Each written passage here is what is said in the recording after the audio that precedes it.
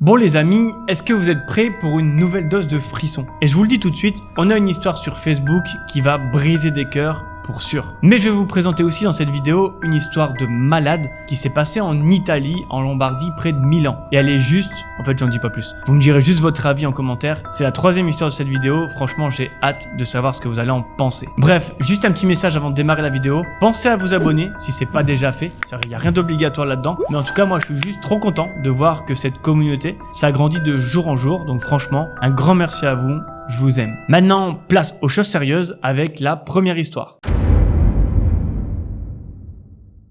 Donc commençons tout de suite avec l'histoire qu'a vécu Hicham. Hicham il a 29 ans et depuis maintenant 10 ans, il gère une société de déménagement avec son père et son frère. Une entreprise du coup familiale qui tourne plutôt bien. Hicham il travaille énormément, ce qui ne lui laisse que très peu de temps pour profiter et sortir avec ses amis. Et en plus de tout ça, il fait 3 fois par semaine du judo à haut niveau. Et Hicham nous explique qu'entre son travail et sa passion, il sort pas beaucoup et qu'il n'a clairement pas le temps de faire de rencontres et donc d'avoir une copine pour le moment. Et à 29 ans, Hicham nous raconte que cela commence un peu à lui peser dans son quotidien car lui, comme beaucoup de monde, il aimerait pouvoir fonder une famille. Mais il avoue qu'il sait pas trop comment s'y prendre pour rencontrer quelqu'un. Les sites de rencontres, ça lui a jamais vraiment trop intéressé, ça lui plaît pas trop et il n'est pas trop fan de Tinder ou autre, donc c'est vraiment compliqué pour lui de faire de nouvelles rencontres. Un lundi, après sa journée de boulot, Hicham scrolle sur son Facebook et là d'un coup il reçoit une notification. Et cette notification c'est une femme qui lui a envoyé un message. Alors non, c'est pas une femme qui s'intéresse à Hicham directement dans un premier temps, mais plutôt à la montre qu'il vient de mettre en vente sur Marketplace. Et pour ceux qui ne savent pas, c'est un onglet sur Facebook où on peut vendre et acheter des produits, un peu comme Le Bon Coin en quelque sorte. La femme pose des questions concernant la montre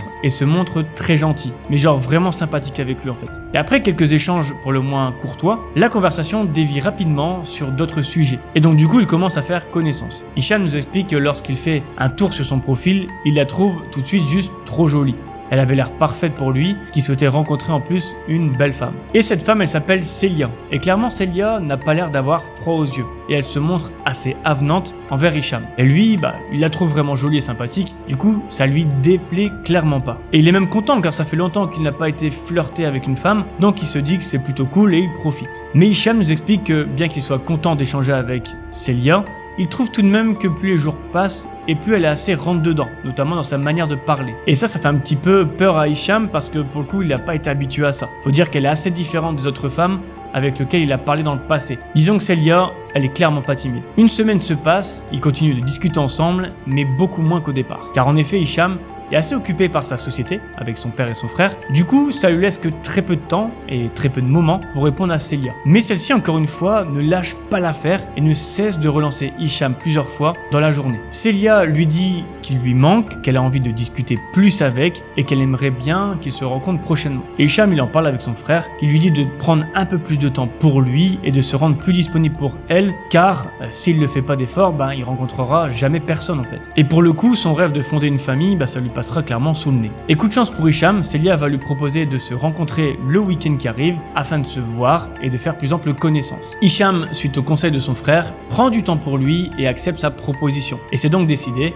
Samedi soir, ils vont se voir dans un parc. Mais malgré tout, il trouve cela assez rapide, mais se dit que c'est certainement ce que toutes les autres personnes de son âge font et du coup il relativise. Il met ses interrogations de côté et se laisse aller pour une fois. Et dans la conversation, elle lui demande également de prendre avec lui sa montre car elle souhaite l'acheter quand même pour son frère. Ah oui, il faut pas oublier qu'à la base elle était là pour la montre et pas pour Hicham. Ils ont donc rendez-vous dans un parc qui se trouve à 20 minutes de chez Hicham. Parc qui, je le précise, n'est pas très fréquenté ni éclairé le soir. Et c'est là qu'Hicham dit dans son thread qu'il a fait une bonne connerie. Bref, Hicham rentre, prend une douche, se prépare et se parfume. Il est tout excité quand même à l'idée d'avoir ce rendez-vous avec cette fille qui lui plaît. Après 20 minutes de route, Hicham arrive sur le parking du parc, il sort de sa voiture mais n'aperçoit personne, ni même Célia pour le moment, qui ne répond d'ailleurs plus au message. Il attend quelques minutes, essayant de contacter Célia, mais rien. L'ambiance devient donc alors beaucoup plus étrange pour Hicham, qui attend dans un parc tout seul, pleine nuit, alors qu'il fait de plus en plus noir. De là, un homme sort littéralement des buissons, c'est ce que dit Hicham, à quelques mètres de lui.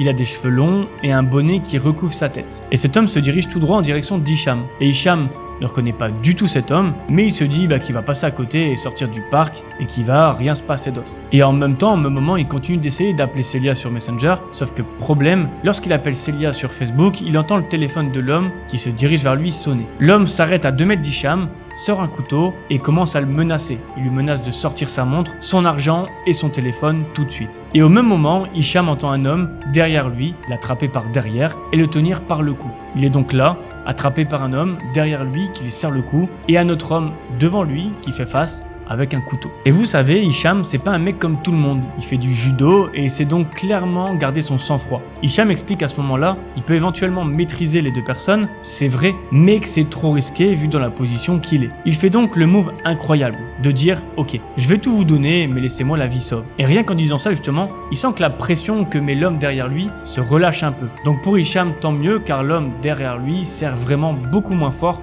son cou. Et puis c'est pas tout. Hicham va alors glisser sa main dans sa poche pour sortir délicatement son téléphone portable. Et puis au moment de le sortir complètement, il va crier « Pascal, Pascal, viens !» tout en regardant par-dessus l'épaule de l'homme avec un couteau. Et en réalité, il y a personne qui s'appelle Pascal dans le parc. Il y a même personne, sauf que comme le voulait Hicham, l'homme avec le couteau va par réflexe tourner sa tête pour voir derrière lui. Ce qui laissera une fraction de seconde à Hicham de faire sa plus belle prise de judo à celui qui le tenait par derrière. Hicham explique qu'il va faire passer l'homme qui l'étrangle par derrière et le faire atterrir au pied de l'homme avec le couteau. Et par chance, on va dire même par effet de surprise, l'homme va alors lâcher son couteau, ce qui laissera tout le loisir à Hicham de le démolir. Et là, je reprends exactement le mot d'Hicham dans son thread. Bref, une fois les deux hommes maîtrisés, Hicham pense qu'il est sain et sauf. Sauf qu'il voit au loin une personne courir vers lui. Et Hicham a beau faire du judo, il sait que plus il y a de personnes, moins ce sera facile pour lui. Mais en réalité, cet homme n'est pas un des amis des agresseurs, mais une personne qui passait par là. Et non, pour les petits rigolos, il s'appelait pas Pascal. Et en fait, il a entendu crier Hicham, et donc il a voulu se rapprocher pour savoir ce qui se passait. Il a donc appelé la police pendant qu'Hicham maîtrisait les deux hommes au sol. Et donc tout va bien finir cette fois pour Hicham qui va pouvoir livrer tranquillement à la police deux hommes pour attaque à main armée. Et on espère qu'ils ont pris très cher au poste de police. Et enfin dans cette histoire, on est obligé de revenir sur Célia, qui, du coup pour Hicham, ça a été difficile de se dire qu'elle n'existait pas et qu'en fait depuis le début, il discutait avec ses futurs agresseurs. Il explique qu'il a été très déçu, mais que bonne nouvelle, enfin coup de chance, car quelques semaines plus tard, il a rencontré une femme avec qui ça se passe très bien. Et top pour lui, et bien fait pour les agresseurs qui sont tombés juste sur le mec qu'il fallait pas emmerder. Bon, pas mal comme première histoire, vous allez me dire. Mais est-ce que franchement vous êtes pas prêt pour en écouter une seconde? Allez go, je t'emmène. Alors petit aparté, si tu veux encourager gratuitement la chaîne, le meilleur cadeau que tu puisses me faire, c'est de mettre ton plus gros like sur cette vidéo. Je dis ça, je dis rien. En attendant, je te laisse reprendre la vidéo. La deuxième histoire dont je vais vous parler, c'est l'histoire de Margot. Et je pense, j'en suis pas sûr, qu'elle ressemble fortement à une histoire que j'ai déjà entendue. Et d'ailleurs, c'est possible que je raconte un jour la même histoire qu'un autre youtubeur spécialisé dans les threads d'horreur. Voilà, je dis juste ça pour prévenir, au cas où, et quoi qu'il arrive, je vais la raconter car elle est juste incroyable. Donc Margot a 25 ans, c'est une jeune diplômée en marketing qui vient d'obtenir son premier contrat de travail. Et après quelques mois sur son nouveau poste, Margot obtient enfin un CDI. Margot elle est trop contente car ça va lui permettre de pouvoir prendre son appartement et démarrer sa vie de jeune active. Elle décide donc de quitter le cocon familial et d'emménager dans une petite maison non loin de chez ses parents. Ah bah ouais, on coupe le cordon à cet âge-là, mais pas trop non plus quoi. Et comme c'est une tradition dans sa famille, après quelques semaines d'emménagement, Margot organise une crémaillère. Et à cette crémaillère, elle invite toute sa famille ainsi que ses amis les plus proches. Mais trouver une date qui convienne à la majorité des invités, on va pas se cacher, c'est compliqué. Margot a finalement bloqué la date, ce sera le dimanche 22 mai, et même si elle est un peu peinée, car l'une de ses tantes, dont elle est la plus proche, elle ne pourra pas venir assister à sa crémaillère, car elle sera en vacances plusieurs semaines en Asie à ce moment-là. Bref, le temps passe et on est samedi. C'est la veille de la crémaillère et Margot décide de se rendre au supermarché qui se trouve à quelques minutes de chez elle. Elle y va pour faire des courses car pour sa crémaillère, Margot a fait appel exceptionnellement à un traiteur pour la partie nourriture mais doit tout de même acheter tout ce qui est boisson du coup au supermarché. Et le souci c'est que Margot, comme elle consomme que très peu d'alcool, elle s'y connaît pas trop. Mais que pour le coup, elle a quand même envie que cette crémaillère soit mémorable, elle veut trouver du bon champagne. Elle se trouve donc là face aux nombreuses bouteilles de champagne à hésiter. De là, un homme débarque dans le rayon. Il a une veste à l'emblème du magasin et il comprend que Margot a besoin d'aide, donc il va s'adresser à elle pour la conseiller. L'homme pose pas mal de questions à Margot sur la raison pour laquelle elle souhaite acheter du champagne ainsi que son budget. Alors jusque là rien d'anormal. Le vendeur / le conseiller fait son travail et Margot répond qu'elle a un événement à fêter et que malheureusement elle ne connaît pas assez les marques de champagne pour savoir quoi prendre. Et à ce moment-là le vendeur, le conseiller, pose la main sur l'épaule de Margot et lui dit qu'elle n'a pas à s'inquiéter et qu'il est là pour l'aider pour que sa crémaillère soit la meilleure possible. Et Margot, elle est gênée à ce moment-là. C'est la première fois qu'un vendeur soit aussi proche d'elle dans un supermarché. Et on va pas se le cacher, c'est pas du tout agréable pour elle. Et surtout quand l'homme pose sa main sur l'épaule de Margot, il avait une espèce de gant blanc, un peu jauni, ce qui a écœuré Margot et lui a provoqué un mouvement de recul. Margot s'écarte un peu, mais malgré tout laisse faire le vendeur qui le conseille sur le champagne. Elle essaye de prendre sur elle, puis met 3-4 bouteilles dans son caddie, remercie le vendeur et file de l'autre côté du rayon. Sauf qu'arrivée au bout du rayon, Margot se retourne et elle surprend le vendeur en train de le regarder de haut en bas. Et quand Margot s'en aperçoit, elle explique qu'il a tout de suite détourné le regard. Du coup, Margot elle a un peu ce feeling bizarre, c'est la première fois qu'un vendeur lui touche l'épaule avec un gant jauni et surtout, elle n'a pas du tout apprécié s'être fait relooker de haut en bas en partant du rayon. Bref, ça pourrait s'arrêter là, c'est déjà creepy, mais non. Écoutez-moi bien, la suite, ça vaut vraiment le coup. Margot rentre chez elle et commence les différentes décorations pour le lendemain. Et du coup, on arrive dimanche. Les invités arrivent, tout se passe à merveille et elle est même complimentée pour le champagne qu'elle a choisi. En fin d'après-midi, la crémaillère se termine, Margot salue l'ensemble de ses invités et les raccompagne vers la porte. Et là, arrivée à la porte, elle remarque qu'un courrier dépasse de sa boîte aux lettres. Elle trouve ça un petit peu étrange, car lorsqu'elle est rentrée des courses, il n'y avait pas de courrier et on est dimanche, donc en fait le facteur n'est pas censé passer. Mais Margot est très fatiguée, elle doit encore tout ranger chez elle. Du coup, elle attrape l'enveloppe et la pose sur la table de sa cuisine en se disant qu'elle regardera demain. Elle débarrasse rapidement ce qui traîne dans sa maison, puis monte se coucher. Le lendemain, Margot se réveille et en apercevant l'enveloppe sur la table de la cuisine, décide de l'ouvrir malgré le fait qu'elle soit en retard pour aller au travail. Et lorsque Margot ouvre l'enveloppe, elle s'aperçoit qu'elle contient une photo d'elle. Et Margot pense immédiatement à sa tante qui n'a pas pu venir à la crémaillère. Elle retourne la photo et remarque qu'il notait quelque chose à l'arrière. Et ce mot c'est « J'ai trop hâte de découvrir ta nouvelle maison, tu me manques déjà ». Margot est un peu étonnée car elle trouve cela assez étrange que sa tante lui envoie une photo d'elle. Elle s'attendait plutôt à recevoir une photo de plage paradisiaque de Thaïlande, mais comme elle a une relation assez fusionnelle avec sa tante, que ça va faire bientôt 3 semaines qu'elles se sont pas vues, elle s'interroge pas tant que ça. Du coup, en arrivant au travail, elle prend le temps de remercier sa tante par message pour sa petite attention. Mais à sa grande surprise, sa tante lui répond assez rapidement qu'elle lui a rien envoyé du tout. Et sa tante explique même qu'elle souhaitait passer du coup dans quelques jours pour découvrir la nouvelle maison de Margot. Et sur le coup, Margot elle est confuse et au fur et à mesure de la journée, elle a un drôle de sentiment et elle a qu'une hâte. Pour elle, c'est de rentrer et d'observer de nouveau le courrier si quelque chose d'autre est indiqué. Parce que pour Margot, ça doit forcément venir de quelqu'un qui la connaît et qui n'a pas pu venir du coup à sa crémaillère. Vers 18h, elle rentre chez elle après sa journée de travail et au moment où elle pose ses clés sur sa commode du salon, elle aperçoit la silhouette d'un homme à la fenêtre, donnant sur devant sa maison. L'homme est littéralement en train de coller son visage à la fenêtre pour savoir ce qu'il y a à l'intérieur de chez Margot. Prise de panique, elle crie et la silhouette de l'homme va s'enfuir en courant. Et malheureusement, tout s'est passé tellement vite qu'elle n'a pas pu voir qui c'était vraiment. Elle n'a même pas pu distinguer le visage de cette personne. Margot se jette sur son téléphone et appelle son père qui arrive sur les lieux très rapidement puisque, comme on l'a dit tout à l'heure, il habite à seulement quelques minutes de chez Margot. Lorsqu'il arrive, il retrouve sa fille Margot en état de panique. Et ce qu'elle a vu pour elle est assez traumatisant et ça on veut bien le comprendre. Puis après, le père de Margot va donc jeter un coup d'œil un peu partout dans la maison pour savoir si cette personne ne s'est pas introduite chez sa fille. Et après plusieurs minutes, le père de Margot propose de dormir chez elle ce soir pour la rassurer et ils essayent ensemble de relativiser. Après tout, ça peut être un simple ado qui est passé par devant sa fenêtre et qui voulait voir ce qu'il y avait chez Margot. Et puis après, plus rien.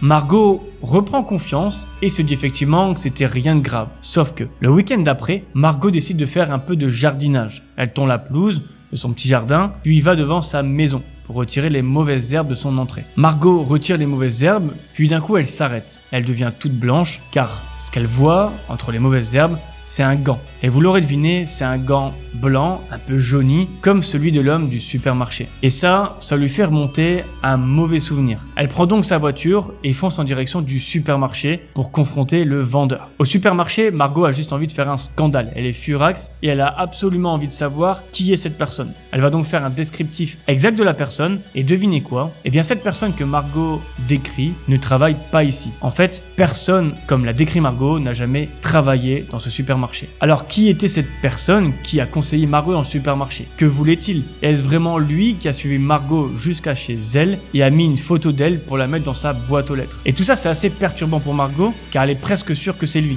Mais pour elle le problème c'est surtout qu'est-ce qu'il voulait en fait ? Pourquoi ce garçon il est devenu si obsédé de Margot qu'il est même venu jusque devant sa fenêtre pour l'observer ? Car on va pas se mentir, c'est sûr que c'est lui qui est à la fenêtre quand Margot l'a surpris. Bref, j'ai hâte d'avoir vos idées là-dessus. En attendant, moi je vous attends pour la 3e et dernière histoire d'horreur de cet épisode. On est donc parti pour la 3e et dernière histoire de cette vidéo. Et l'histoire dont je vais vous raconter va parler aujourd'hui de Fred et de Marco, 2 Italiens qui habitent en Lombardie, près de Milan. Fred et Marco, c'est deux amis d'une vingtaine d'années, adeptes de randonnée, et ils décident de partir pour un trek d'une semaine en haute montagne. Ils sont plutôt habitués à ce genre d'expérience, puisque depuis tout petit, ils ont l'habitude d'accompagner leur père lors de treks assez rudimentaires en montagne. Alors bien sûr, ils ont prévu tout un tas de matériel, afin que cette semaine à l'écart du monde se déroule parfaitement. Et en général, c'est Marco, plus méticuleux que Fred, qui s'en charge. Ils embarquent donc dans leur sac à dos, équipement de survie, nourriture, téléphone satellite, la totale. On est donc lundi, 8h du matin, et Marco et Fred commencent leur trek. Ils laissent leur voiture dans un petit village au bord de la montagne puis s'embarquent dans leur ascension. Pendant cette ascension, tout se passe parfaitement bien. Ils arrivent à tenir une bonne cadence de marche et sont plutôt contents des paysages qu'ils découvrent. La première nuit, ils trouvent un coin paisible pour installer leur camp et dormir. Et pour le coup, RAS, tout se passera super bien. Et le lendemain, idem, tout se passera super bien et ils vont atteindre le sommet comme prévu. Et il faut savoir que c'est plutôt une région calme en Italie. Et ils ne rencontrent du coup pas énormément de randonneurs et d'ailleurs au sommet, ils sont seuls. Mais ça les effraie pas vraiment. Bien au contraire, c'est ce qu'ils sont venus chercher, un peu de calme et de tranquillité. Après avoir mangé et discuté autour d'un feu de camp, les deux amis se décident à rentrer dans leur tente afin de se reposer pour la journée du lendemain. Et croyez-moi, ils auront besoin de beaucoup d'énergie pour affronter cette terrible journée. Le troisième jour commence et Marco et Fred reprennent la route après avoir pris leur petit déjeuner. Et au bout de 3 jours, la fatigue commence à se faire ressentir chez les deux amis. Marco marche en sifflant et admire le paysage autour de lui. Et d'un coup, il sent quelque chose qui lui saisit la jambe. Marco est surpris et pousse un cri. Pris de panique, Fred se retourne immédiatement vers lui et aperçoit que le pied de Marco est pris dans un piège. Et c'est une sorte de piège à coller. Là-bas, c'est plus un piège pour des sangliers ou des renards, mais là, ils expliquent qu'ils sont assez grands pour pouvoir même capturer un humain. Alors heureusement pour Marco, le piège a l'air de ne pas être en bon état et peut quand même s'en sortir. On va dire plus de peur que de mal pour cette fois. Il commence donc à se défaire du piège, mais nos amis Fred et Marco ne comprennent pas trop ce qu'un piège un peu grandeur nature fait comme ça là en plein milieu d'un chemin. Et je pense que pour le coup, ils auraient mieux fait de retourner sur leurs pas plutôt que de poursuivre leur trek.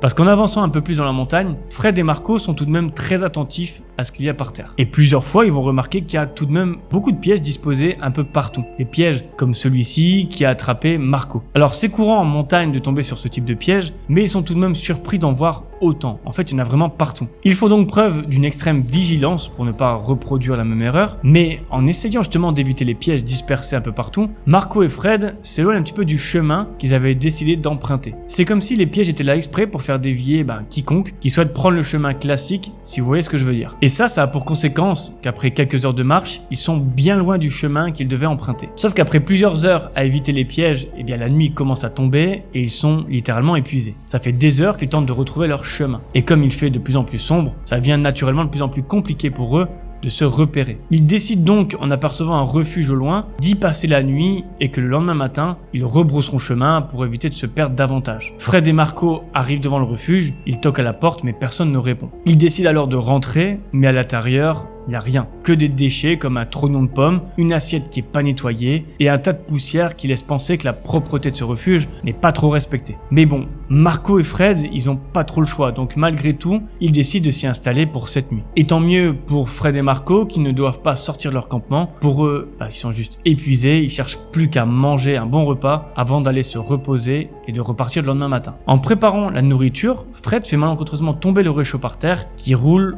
au bord d'un lit. Fred se dirige vers le réchaud et se penche, sauf qu'en le ramassant, il aperçoit quelque chose en dessous du lit. Et cette chose, c'est un os avec de la chair dessus. Alors Fred explique que très étrange car il y a beaucoup de petites bêtes dessus, ce qui veut dire que ce morceau d'os n'est pas là depuis très longtemps. C'est assez répugnant, donc Fred le prend avec une serviette et le jette dehors. Marco aussi, quand il voit ça, il se dit que les personnes qui sont venues juste avant sont juste dégueulasses. Mais que malheureusement, c'est des trucs qui arrivent même en montagne. Et bref, si vous pensez que ça va s'arrêter là, vous n'êtes pas prêt pour la suite. Car oui, vers 2-3 heures du matin, Fred et Marco vont être doucement réveillés. Au loin, ils peuvent entendre des sortes de chants, des sortes de rituels, et en passant l'œil par la fenêtre, ils peuvent effectivement voir au loin des hommes aux allures, on va dire préhistoriques, danser et chanter. Fred et Marco sont choqués par ce qu'ils voient. C'est en fait une grande tribu qui se dirige vers eux. Et Fred et Marco ne sont pas bêtes, ceux qu'ils viennent chercher, c'est eux, il n'y a aucun doute là-dessus. Parce que oui, pour eux, c'est surtout les pièges qui étaient là, qui les ont fait dévier du sentier naturel, c'est pour les faire